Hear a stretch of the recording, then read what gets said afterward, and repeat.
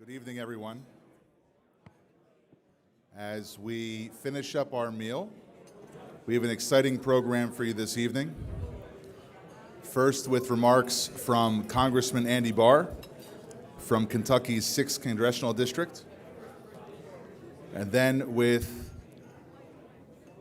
former Special Envoy and many, many other important positions in government, Elliott Abrams. And we'll finish with a special message from Richard Irving, the Middle East Forum's Vice Chair. So let's get the program started. Just wanted to thank everybody for a great day of programming today, our panels, our speakers, most of all of you, the participants, who really made this a special Middle East Forum Policy Conference event in Washington, D.C. Congressman Andy Barr is a senior member of the House Financial Services Committee, where he serves as the chairman of the influential Financial Institutions and Monetary Policy Subcommittee.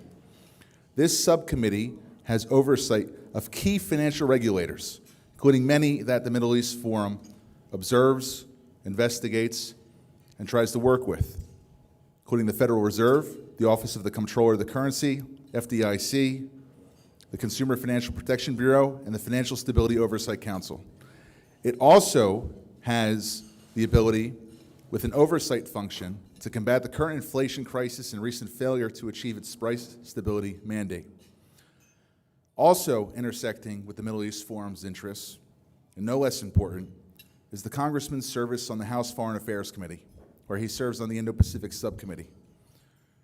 He was appointed to serve on the House Select Committee on the strategic competition between the United States and the Chinese Communist Party in the current Congress. In addition, Congressman Barr is making sure that through his vital legislative work, he has a role overseeing the Committee on Foreign Investment in the United States and its implementation and enforcement of sanctions through OFAC, the Office of Foreign Asset Control, and its participation in international financial institutions. This makes Congressman Barr uniquely qualified to both advance U.S. interests with economic competition, but also to have a mandate to ensure that U.S. laws regarding illicit money laundering and other structures that terror organizations and their supporters use have a key oversight function in Congress. In addition, Congressman Barr graduated from the University of Virginia in 1996 and received his law degree from the University of Kentucky in 2001. A proud father of three, a proud father of three with his wife Davis and their son Hale, and two daughters, Eleanor and Mary Clay. Congressman Barr is a resident of Lexington, Kentucky, an area where I was actually born. So, without further ado, Congressman Barr, thank you very much for joining us this evening.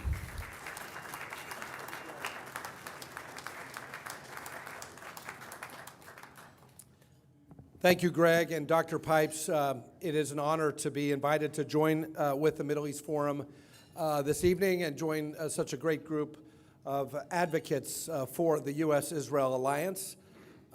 We're so grateful for your leadership over these past 30 years as a think tank and an action tank, as was described to me earlier. And you are needed now more than ever. And I say that with admiration, but also with regret that you're needed now more than ever because of the scourge of anti-Semitism that we see in college campuses, because of the brutal October 7th attack against innocent men, women, and children, the hostage-taking, and all that we face in this elevated threat environment in the world. You know, when we think about the October 7th atrocities, you all know this. You have to think of it in historical and geographic context. You know, this is not some isolated event, sadly. It's not. It's part of an evil arc of history of anti-Semitism dating before the Holocaust. But certainly since the establishment of the State of Israel, the Jewish State of Israel, you have at least 18 major conflicts, and in more recent history, whether it was the First Intifada, the Second Intifada, the 2020-2021 attacks, and then just recently October 7th, you have this kind of this difficult history that we have to reckon with. And I think of October 7th, especially in terms of more recent history, put it in the context of recent history. So what do I mean by that? You have to go back and you have to look at the JCPOA in 2015 and the sanctions relief that the misguided effort with the Iran nuclear deal that led to not only sanctions relief and funding to Iran, which was then used to finance these proxy groups, Hezbollah, Houthis, Hamas, others, but also give those proxy groups a sense of boldness that there was cover support from Iran and financial support. And when those policies, those misguided policies were reversed in 2018 and 2019 with the maximum pressure campaign, those proxy groups, those terrorist groups were calling back to Tehran. And we know this from U.S. intelligence, that they were asking, where are our resources? Where are our rockets? Where is our money? Where is the aid? Where is the military advisors? Where's the assistance from the IRGC? And it dried up. It dried up specifically because of a reversal in policy that imposed maximum pressure on the regime in Tehran and the mullahs in Tehran. And then, of course, that brings us to the Biden administration. Once again, this pendulum swing back and forth, and we once again saw the pendulum swing to sanctions relief. Sanctions relief that was so generous to the regime in Tehran that over the past several years, illicit Iranian oil sales generated $80 billion for the regime in Tehran. $6 billion in a misguided hostage swap, and those funds were, frozen after October 7th, but only because of congressional intervention. So all of that money flowed right back into those proxies and emboldened the proxies, and that is what led to October 7th. That's history. That's recent history, on top of all of the difficult, longer history. The geography, and I've been to Israel 4 times. I've been blessed enough to visit that amazing startup nation and beacon of freedom and democracy in a very hostile neighborhood.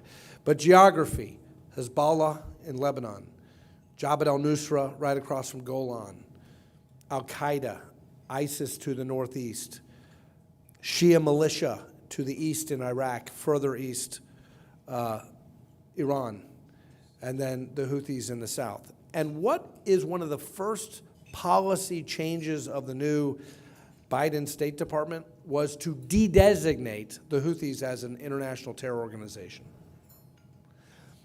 The abandonment of our allies in Afghanistan was also a dangerous signal, in my view. And then, of course, the chasing of a new JCPOA 2.0 with all of the sanctions relief that came with that. That is why October 7th happened, in my view. Now, there's a lot of history there, but let's call it for what it is. They would not have had the capability to do it when they did. Now, the attempt to forge an agreement with Saudi Arabia, building on the success of the Abraham Accords, I think that made the timing very, very critical in the minds of Iran and Hamas. They wanted to thwart that normalization of relations between Israel and Saudi Arabia. So that also played into the timing. But I say all of that just to put in context what we have to acknowledge, which is that policies matter. And chasing diplomacy with a regime that chants death to America and annihilation of Israel is not a sound strategy to secure, to pursue national security or the security of our ally in Israel. Iran's gross official reserves during the maximum pressure campaign under the previous administration, Iran's gross official reserves fell from an average of $70 billion in 2017 to $4 billion in 2020. This crippled the economy, barely allowing the Iranian regime to process even basic transactions.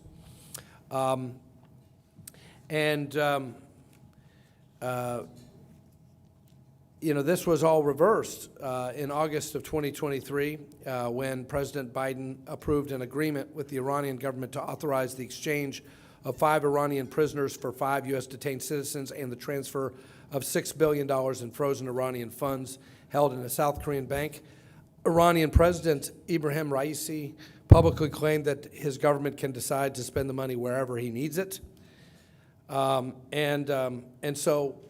that's how October 7th happened.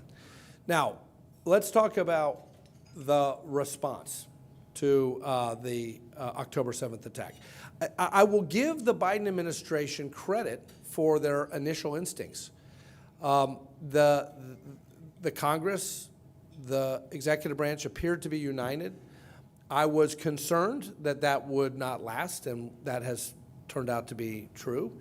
The initial response was good. The global community, led by the United States in a unified fashion, rallied to the defense of Israel and to give the Israelis the time and space initially that they needed to repel the invasion of their sovereign territory, to enter into Gaza, to begin the process of demilitarizing and de-radicalizing Gaza.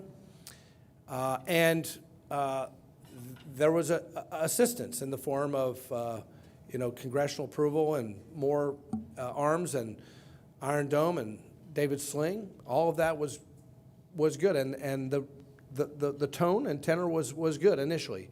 But I was very, very concerned that this would not last. And when you think about all of these protests on college campuses, and we can get into who's funding all these groups and SJP, and my college campus, I represent the University of Kentucky. We don't have SJP. We have this group called Lex for Palestine. They protest my office. They write letters to the editor. One of them is running against me, a pro-Hamas candidate. There's actually 2 pro-Hamas candidates. This is a cancer in our country. It's a cancer, and it's a time for moral clarity. People have to, and we need moral clarity not just in academia, not just in our leaderships on our campuses, but we need it in the corporate boardrooms. We need it in government. We need to say this is wrong, and we need to speak with moral clarity in every opportunity that we have.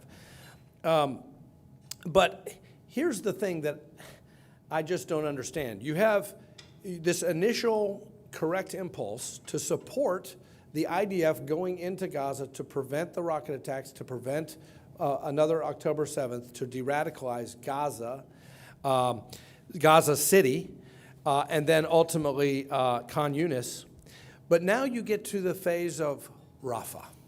4 battalions remaining of Hamas, hardened Hamas terrorist killers.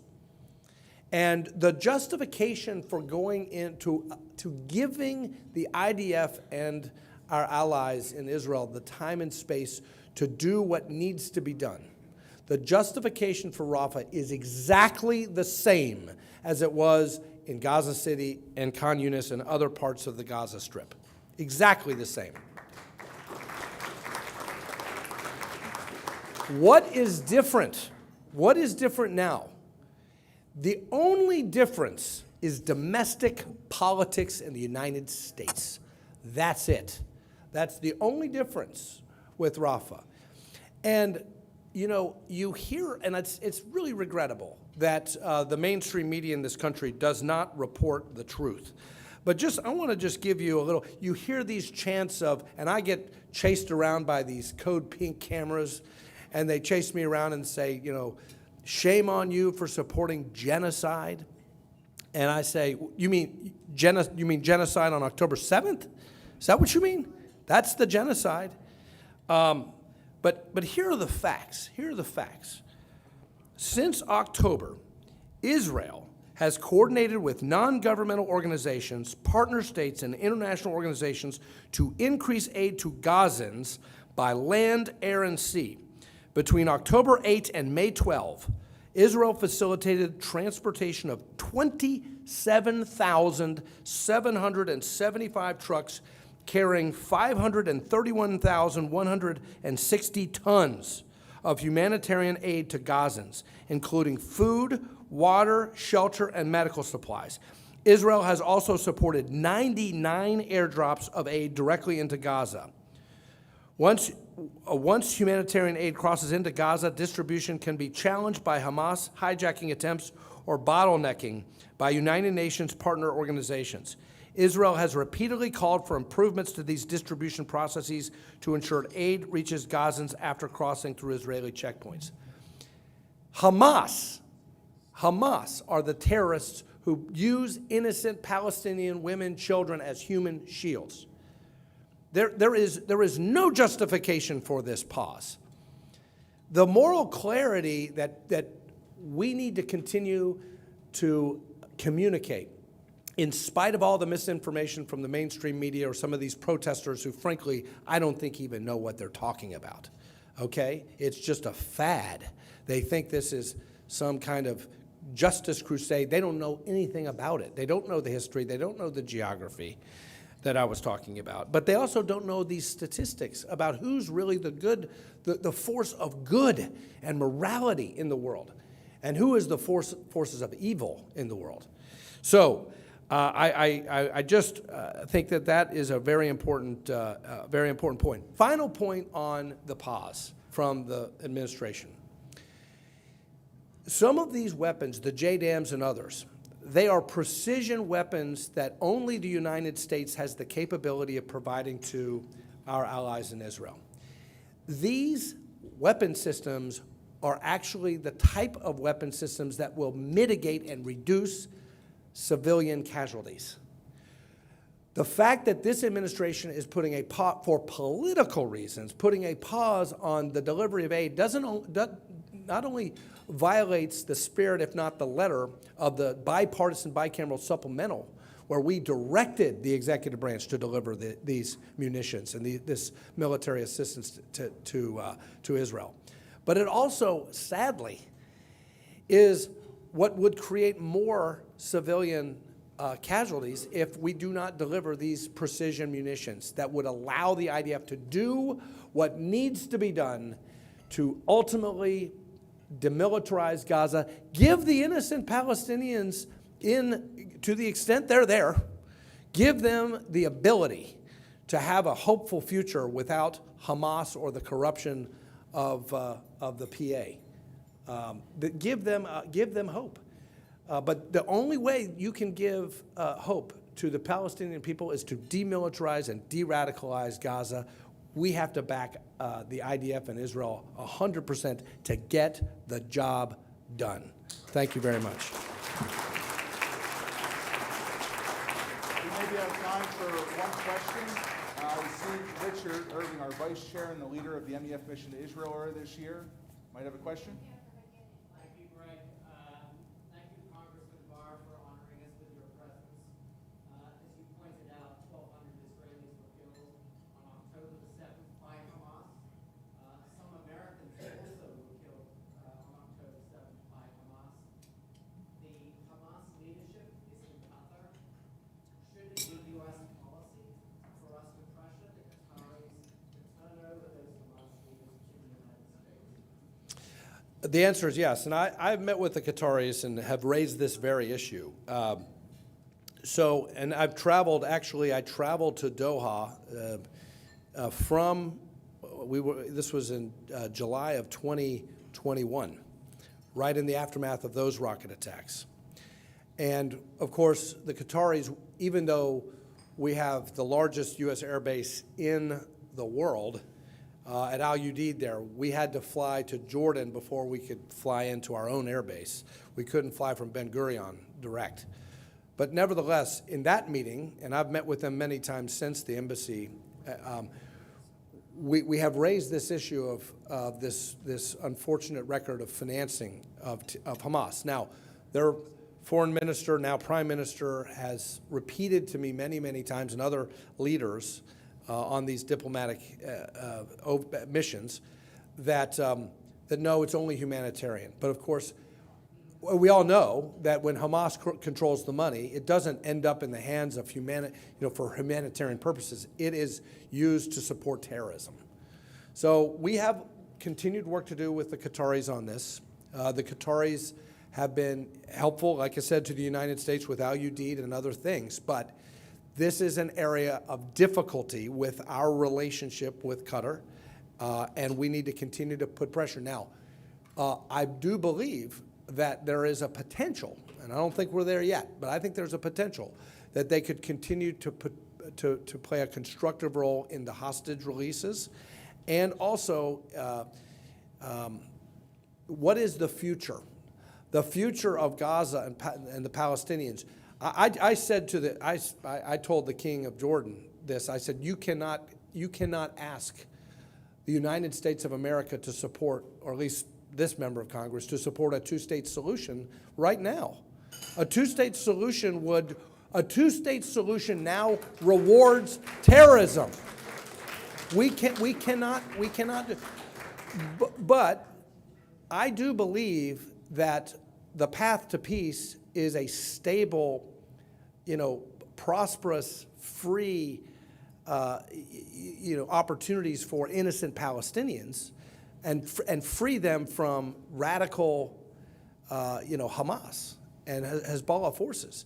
So could the Qataris play a positive role in injecting capital in peaceful ways into that place once we get rid of Hamas? Possibly, maybe, but a lot of work has to be done. Thank you, Congressman. Thank you. Appreciate it so much. Congressman Andy Barr.